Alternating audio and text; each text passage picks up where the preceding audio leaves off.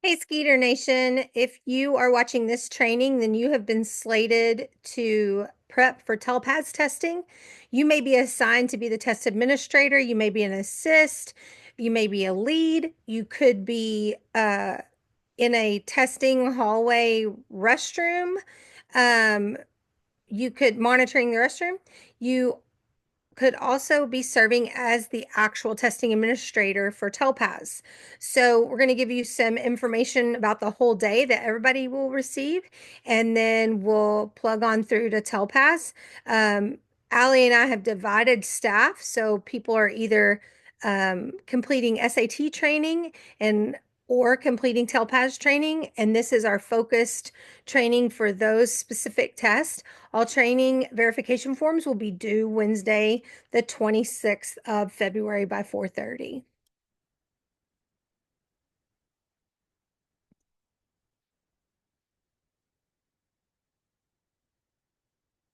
All right. Who's going to take what? On SAT day, the people that are going to be taking SAT on March 12th will be juniors who are not involved in UL Orchestra. Those students will be made up at a different time. Our TELPAS, all EB students currently being they're assessed annually, and that also includes our those whose parents have declined or denied services. If they are a current EB student, they will be taking the reading writing portion of TELPAS for ninth, 10th, and 12th grade. Our 11th graders, as well as our UL orchestra students, will have completed the reading writing part of TELPAS in these last 2 weeks of February. In fact, we begin testing tomorrow if the weather holds out. That would be Wednesday. Please make sure you're looking at emails and our testing calendar.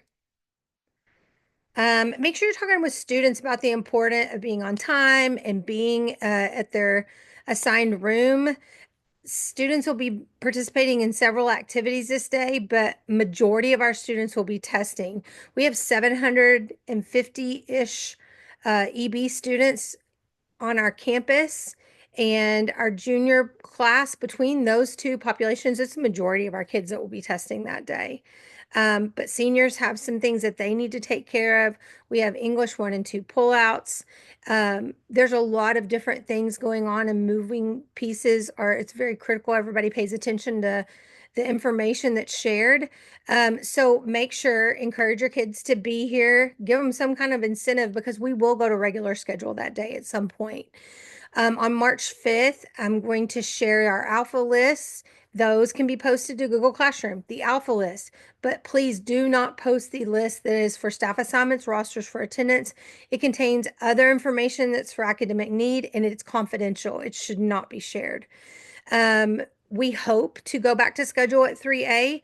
The SAT test is shorter, as well as TELPAS, we're only taking care of one of the parts of the test, the reading writing part. So if everybody will stay on task, follow their checklist, and we don't have any major issues, we should be able to go to regular schedule.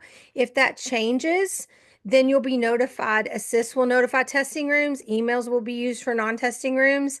And that's because in testing rooms, we really shouldn't be on the computer. And I can't reiterate that enough. We've even changed how we're going to do attendance on those days. So all students have an assigned place to be and something to do. That being said, here's the rooms that we're trying to utilize. Room checks will be taking place March 11th, and they will begin at 1. I will send out a link that you will be accepting responsibility for your room. Um, if you are not going to be ready for us to check it at 1 p.m. So if you already know you're going to have group activities or you're not going to rearrange your room, you're not going to be able to rearrange your room on time that day, like even before you leave on Monday, the 10th, then you'll be able to submit a form, but it will have to be turned in a timely manner so that we don't waste time coming by your room, and we don't want to disrupt anything going on if you already have a plan in place. But you will be responsible for that room. And remember, you've got to remove anything that could help or hinder a student on the test that is slated for your room. And if your room isn't slated to be used, you have to be ready for any test to come in your room. All right. We talked about what non-testing things could be happening. So here's the deal. There could be students in a non-testing environment that they just need to work on recovering some learning. So make sure that your Google Classrooms are caught up with, even if there's a supplemental activity that could enrich a student's learning, go ahead and post that. Just make sure everything is accessible to them. All right, attendance, we'll take attendance online on a shared Google Sheet. And all staff, we want you to be ready to go and in place no later than 8:05. And testing materials, you can check them out starting as early as 7:45. Those are the rooms they'll be checked out in. Everyone submitting attendance electronically. Assist will mark attendance for testing rooms. And you're going to do this at 10 a.m.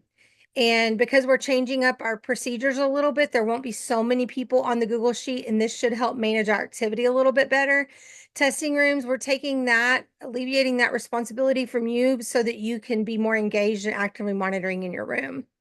Remember, if students here, we're going to highlight equals here. Don't type anything in there if they are here. If a student's absent, simply type absent. We will have students that will be coming in late and they may be in E1 or E2. Those people will put in the note what time they arrive to them.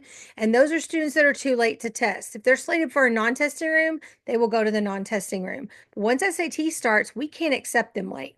TELPAS, we can. So there'll be constant communication from the people that are over non-testing. Mueller and Bianici, I hope you're willing to step in like y'all normally do and kind of help guide our staff through that. All right, lunch. A lunch pin will be dropped in our shared folder that everyone will follow if it becomes necessary. Assist will help communicate our plan as it evolves for testing rooms, and we will do everything we can. If you are not in a testing room, then you should have your email pulled up so that you can see the communication that comes forward. But if you are in a testing room, know that your assist is going to be there to help guide you.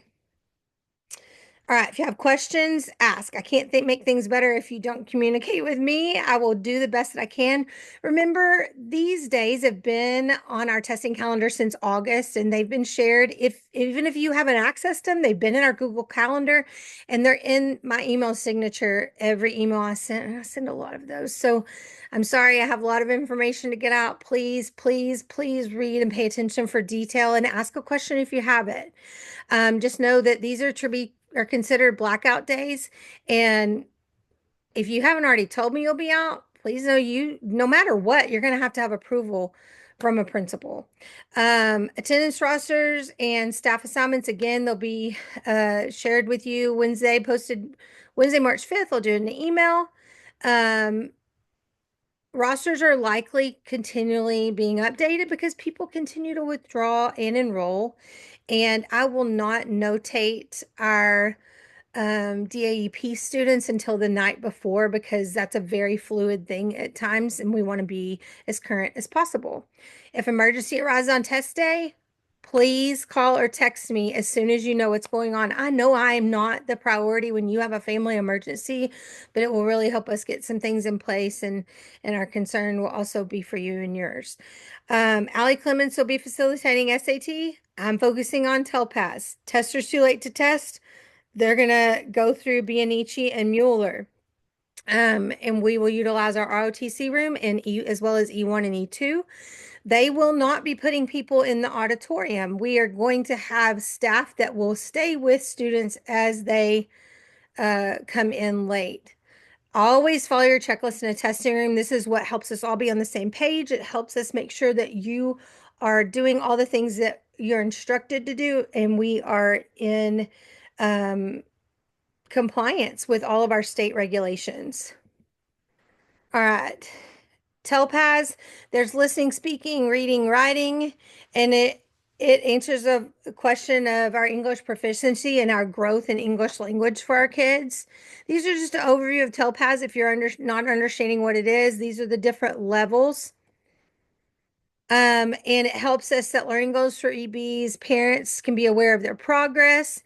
It also, based on students' performance, they can be served in a monitored setting or classification as an EB, if they perform advanced high as well as pass their star. Here's the TELPAS manual. I would encourage you to read the manual because training never takes the place of reading the manual. I will say, if we click on this really quick, that the majority of this manual is the same as our security and confidentiality training. I'm going to zoom through here. These are all things that we've already covered, but again, your training never takes the place of reading the manual. And so here's some examples of violations and an example or an explanation of what that means. That was just a different aspect of this manual that I think was really good and highlighted in a chart. Again, all of these things have already been covered. We have to maintain security and we have to have training for every test that we administer. Now, I'm fast forwarding through here. Make sure that you have gone through this starting at page 26, and then it just refreshes some things for you that we are looking for in testing rooms. And then the administration directions for the TELPAS test, you read aloud word for word. Now, this is the only manual, only instructions where they can be given in Spanish if needed, but we don't have Spanish speakers for every room.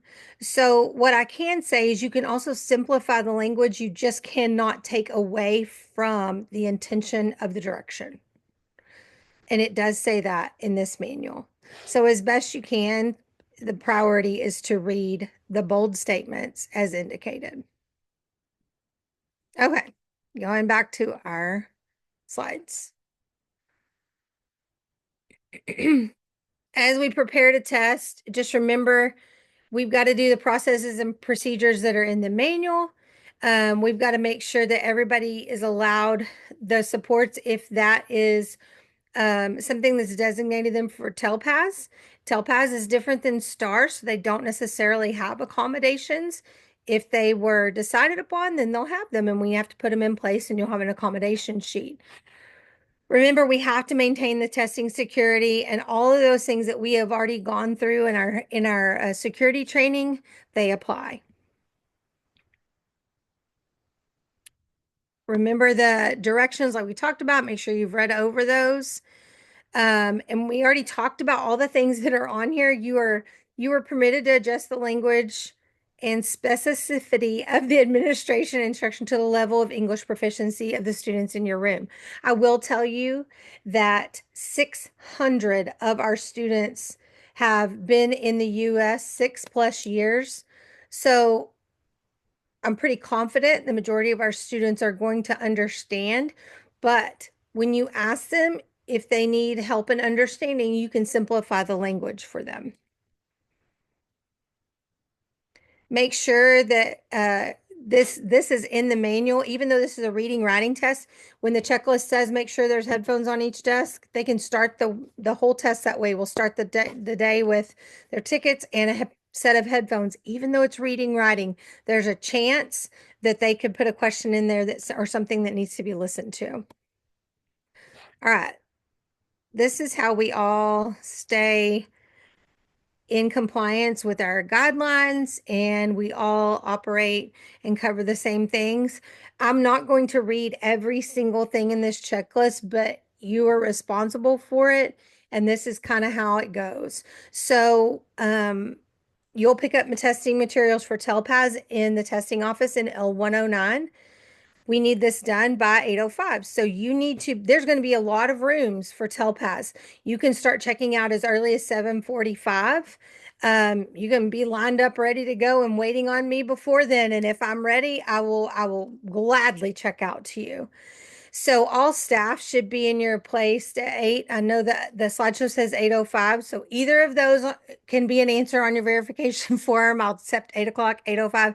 Everybody needs to be in their assigned spot because we want you through if you happen to get detained in the checkout line, our goal is to have you in your room no later than 8:15. Remember, you go ahead and check your testing room. It will have been checked, but it's the responsibility of all staff to make sure, and it ends with the person that is that day giving it in the room. Put your do not disturb sign up, put your room log up, and then you make sure anybody that comes in and out of your room has signed that log. You remind them. You can't you can't go out there and physically make them do it, but you're reminding them, and hopefully they've all signed on your room log. When you go to turn that in, you can place your tickets on each desk and the headphones. This can be prior to the student arrival. In fact, that helps. This is why we needed to be here early and have everything in place so we're prepared for our kids. Do not put the pencils and the scratch paper out at that time. It will be told to you later. All right, as students arrive, they're going to turn off all their electronic things. And at that moment, they've got to be ready to give them up, and they've got to be under the guided protection of the test administrator in the room. When they take their Chromebook to their desk, they have to make sure that the only things on their desk is headphones, their Chromebook, no papers. They have a really horrible habit. I know they think it's their backpack, but on that day, they're going to have to take it all out, put the stuff at the front, and we've got to get in this practice when it comes to testing. We've had kids no scored because they freak out and they pull it out of their protector, their case, they shove it underneath their computers, and then we find papers underneath their computer and their test is invalidated. It's happened and it's in the checklist. So you make sure that there's nothing in those computer cases and that they haven't put anything in underneath their Chromebooks. Make them lift up their Chromebooks. Do it again right before you start. And then there's the whole procedure for students should not be signed in. In fact, they need to go ahead and restart their computers while they're waiting on you and then just sit there patiently until we can move through the checklist. We will have Chromebooks for checkout, but the priority first is SAT and then TELPAS. And once they're gone, they're gone. And those students will have to go to a assigned non-testing room or in the late testing areas with the RO with they'll go see Miss Beanichi and Mueller. So just make sure this is the policy and procedures that we are following. You follow the checklist. Once tardy bell's rung, or as soon as you can after the tardy bell is rung, continue working through the checklist. That even says that right here. And every single thing you need to know is outlined here. Remember, once before kids are ready to, when you're ready to start and you're ready to move on with the checklist, they have their Chromebooks out. You've checked them, made them lift them up one more time. No more papers, nothing loose. You still haven't handed out papers. I mean, you still haven't handed out scratch paper or pencils. And every student gets this. Every student. Our kids aren't just going to ask for scratch paper, so we supply it. All right. So you still haven't done all that yet. So before that happens, have them test their volume, then have them plug their headphones in and test the volume. And we're going to do that throughout the time once they sign in, but it just helps. We can alleviate a lot of crazy if we take care of these things as it is in the checklist. Then you'll read the electronic use policy. That's not just about their cell phones. They can't have any electronic use, smartwatches, um, AirPods, any kind of earbud, listening device.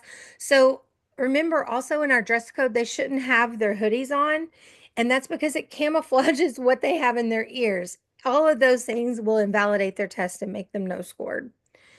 And it also will be a disciplinary action because they want to follow directions. So when students begin, or wait, excuse me, it says to be an encourager. You've read the electronic use play down here. Read the directions from the manual. And when you're ready for students to sign in, that's when you distribute scratch paper and you write the session ID on the board.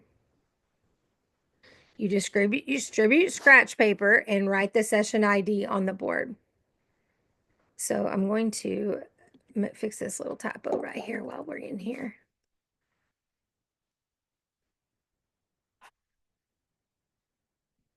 So you write the session ID on the board. It is on your roster. Distribute scratch paper and pencil. Please, please continue to follow directions. At 10 o'clock, attendance should be taken. Once you've started in the TELPAS room, once you've started, you can poke your head out and tell your assist and hand them your tickets. They are going to be marking your attendance. That will also help for them to be able to have the tickets if a late kid comes. They'll get them started. When they bring them to you, you'll put them on the start stop sheet because your class start time is when you begin the test after reading, or when your students begin after you've read all the instructions in your manual. And then you just continue to work through here. At 10 a.m., if you're in the testing room and you're not an assist, then you're going to be marking on your roster present, absent. There's a place to do that on your roster. Follow all the instructions that are here. Remember, your job's to actively monitor. You should not be engaged in any activity on your cell phones or on your computers unless you are specifically directed by me via your assist or lead, or I call the room and say, hey, that's going to be an extreme case because we want you actively monitoring and you're responsible to know what's going on in your room.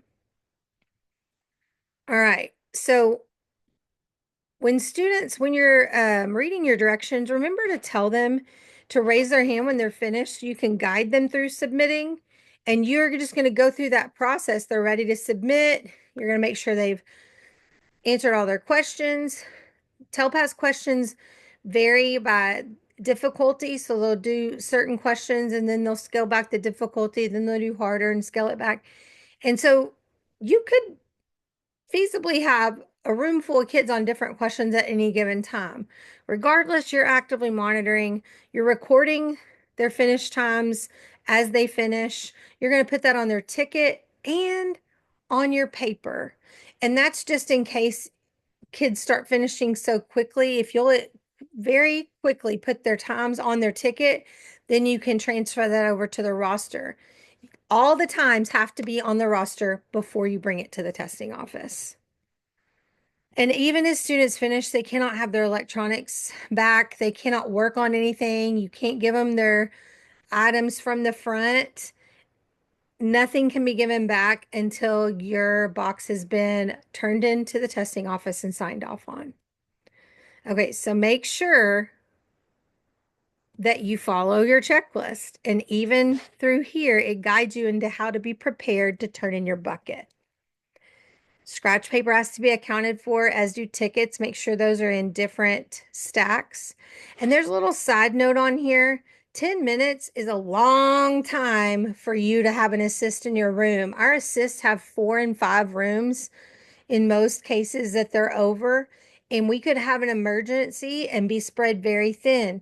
Now, I know you may need to run to the restroom. We're all not in our normal duties on this day, and they're long days, they're hard days. Please be flexible. Know that we're here for kids and for each other, and we're going to do the best that we can, but please try to not take advantage of that because it puts someone else lacking, and we don't want to put anybody else in that kind of a bind.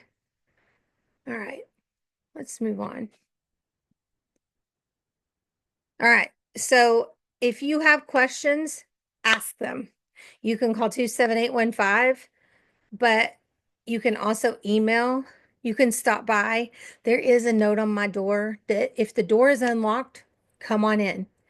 If it is locked, then please don't knock. I'm in there with someone or in a deep concentration thing. For me, if it's unlocked, you're welcome. Come on in. Ask the question. And I will do my best to help you. If you have any questions at all, please email me or stop by. I will do my best to answer and do what I can to help you. All right. Don't forget to submit your training verification form. Your training is due by the 26th. So Wednesday the 26th. And then we will all have the second part of our training. It's just to tie up loose ends and procedures during our professional learning time on March 3rd. Y'all have a great day. Thank you.